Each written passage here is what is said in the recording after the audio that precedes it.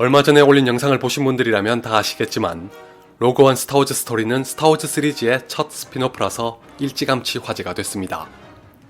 동일한 세계관에 속하되 스타워즈와는 또 다른 영화를 지향한다고 공언했었죠. 따라서 스타워즈를 모르는 사람도 얼마든지 즐길 수 있다고 했습니다. 국내외에서의 마케팅 포인트가 바로 여기에 초점을 맞췄습니다. 개인적으로는 이 전략이 실제로 맞기도 하고 아니기도 하다고 생각합니다. 로그원은 확실히 기존의 스타워즈 영화와는 다릅니다. 스타워즈가 SF 판타지라면 로그원은 미래를 배경으로 한 전쟁 영화라고 했던 표현이 딱입니다. 현재까지의 시리즈 중에서 로그원만큼 스타워즈의 세계를 사실적으로 그린 영화가 없습니다. 행성 하나를 보여주는 장면조차 스타워즈가 아닌 인터스텔라를 떠올리게 합니다. 물론 가상의 세계니 현실과는 동떨어졌지만 마치 실제로 존재하는 듯한 공간이라는 걸 피부에 와닿게끔 그렸습니다. 전쟁 영화라는 관점에서 봐도 그렇습니다. 지상전이든 공중전이든 이미 스타워즈 시리즈에서 다 봤지만 로그원의 그것은 훨씬 더 실감나게 담아냈습니다. 예컨대 스타워즈가 게임이라면 로그원은 영화입니다. 당연한 소리지만 이것이 무슨 의미인지는 다들 아실 거라고 생각합니다. 다만 지상전의 비중이 기대했던 것에는 미치지 못했습니다. 저는 이왕 전쟁 영화를 표방했다면 엑스윙과 타이파이터 등이 뒤엉키는 공중전보다는 지상전에 무게를 실어주길 바랐습니다. 공중전은 아무래도 미사일이 아닌 레이저 캐논이 주가 되니 자칫 스타워즈와 동일해질 수도 있다고 생각했기 때문입니다. 반면에 지상전은 상대적으로 더 사실적인 전투를 보여줄 수 있을 것 같았습니다. 예고편만 보더라도 베이지가 바주카를 쏘는 장면이 있었죠. 그런 전투는 영화의 클라이막스에 펼쳐질 것이 자명했습니다. 실제로도 후반부에 다다르면 로그원은 기다렸다는 듯이 모든 것을 쏟아붓습니다. 그야말로 이 영화의 하이라이트가 됩니다. 그런데 의외로 지상전은 그리 격렬하게 보여지지 않습니다. 오히려 제가 우려했던 공중전이 스타워즈와는 다르게 굉장히 실감나게 보여져서 아쉬운 걸 만회했습니다. CG가 발전한 덕분에 1대1이면 1대1, 다대다면 다대다. 현란하면서도 사실적인 공중전의 테크닉이 눈길을 사로잡습니다. 지상전의 비중이 적은 것은 필시 재촬영으로 인한 결과일 것 같습니다. 이건 스포일러 아닌 스포일러가 될 수도 있는데 결말이 원래 예정했던 것에서 바뀌었다는 건 틀림없는 사실로 보입니다.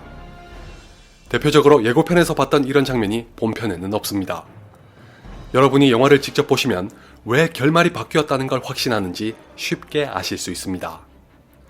가레스 에드워즈가 공중전을 어떻게 연출했는지와 더불어 그의 주특기가 무엇인지를 고려하면 지상전이 줄어든 건 더더욱 아쉽습니다.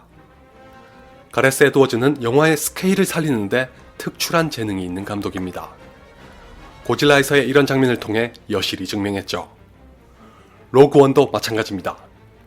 예를 들어 스타 디스트로이어가 등장하는 장면은 그 규모와 위용을 절절하게 전달합니다. 특유의 시점 촬영과 비교 대상의 삽입, 그리고 조명의 활용을 통해서 관객이 직접적으로 느낄 수 있게 하죠. 지상전에서도 대대적인 전투를 통해 그런 능력을 한껏 발휘할 수 있었을 거라고 생각하니 아쉬울 수밖에 없네요.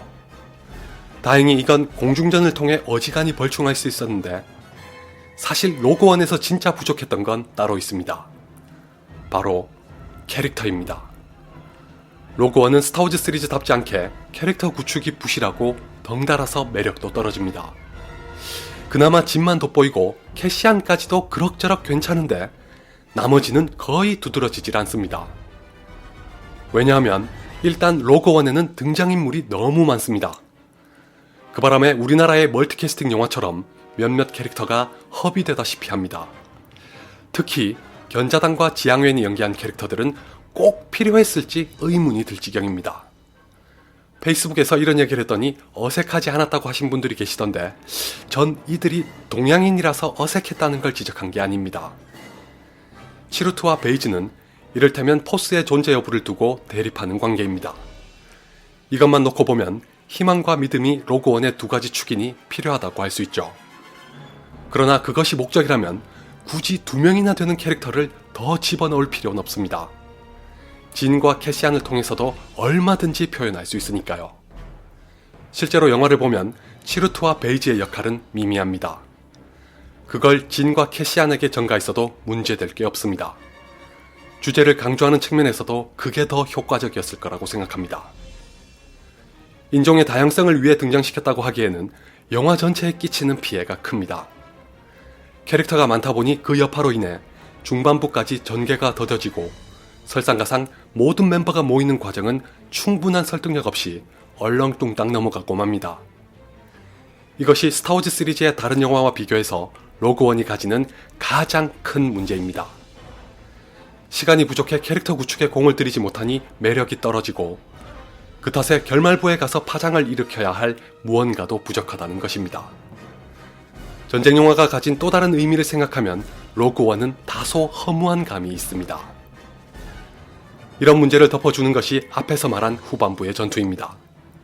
진과 캐시안은 제국군의 기지에 침투한 와중에 바깥에서는 치열한 전투가 벌어집니다. 한쪽에서는 긴장을 형성한다면 다른 한쪽에서는 액션이 관객을 즐겁게 해주는 것입니다. 이건 뭐 두말할 필요 없이 로그원의 명장면입니다. 또 한 가지 더 꼽자면 다스베이더는 그야말로 미친 존재감을 뽐냅니다. 다들 예상하시다시피 분량은 극히 적지만 그 짧은 시간에 다스베이더가 왜 다스베이더인지를 명쾌하게 증명합니다.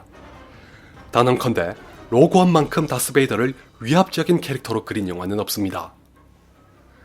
한편으로는 이것도 로그원의 문제를 더 부각시키는 단초가 됩니다. 고작 몇 분에 불과해 카메오와 다름없는 캐릭터가 그렇게까지 돋보인다는 건 그만큼 영화 내내 등장한 다른 캐릭터들의 매력이 떨어진다는 것에 반증입니다. 배트맨 대 슈퍼맨에서 정작 기억에 남는 건 원더우먼이라는 것과 다를 게 없는 거죠. 그래서 말인데 저는 과연 스타워즈를 모르는 사람이 이 영화를 얼마나 즐길 수 있을지 의구심이 생겼습니다. 로그원은 상당 부분을 스타워즈에 빚지고 있습니다. 다스베이더는 물론이고 타킨 총독과 몬 모스마 그리고 베일 오가나 등의 캐릭터를 스타워즈에서 가져왔습니다. 심지어 타킨 총독은 훌륭하지만 약간 부자연스러운 CG를 동원해서까지 되살렸습니다. 아울러 여러 행성을 넘나들며 포스와 제다이를 논하고 이야기의 시작과 끝에는 데스스타가 있습니다. 이외에도 스타워즈에 의존하는 면이 적지 않은 로그원을 스타워즈를 모르는 관객이 오롯이 즐길 수 있을지 모르겠습니다. 며칠 전에 프로메테우스는 에일리언 시리즈의 프리퀄로 기획했으나 결과적으로는 스피노프에 가까워졌다고 했는데 정반대로 로그원은 스타워즈 시리즈의 스피노프를 표방했지만 프리퀄에 가까워졌다고 생각합니다. 해리포터 시리즈와 신비한 동물 사전의 관계를 봐도 로그원을 스피노프라고 하기엔 미심쩍은 구석이 있다는 걸 알 수 있습니다. 하지만 전 어디까지나 스타워즈의 팬이므로 연말을 로그원으로 장식했다는 것만으로도 행복합니다. 여러분에게도 부디 즐거운 영화가 됐으면 합니다. 그러고 보니 이 영상이 올해의 마지막이네요. 1년 동안 진심으로 감사했고 내년에도 잘 부탁드립니다. 다들 행복한 연말 보내세요.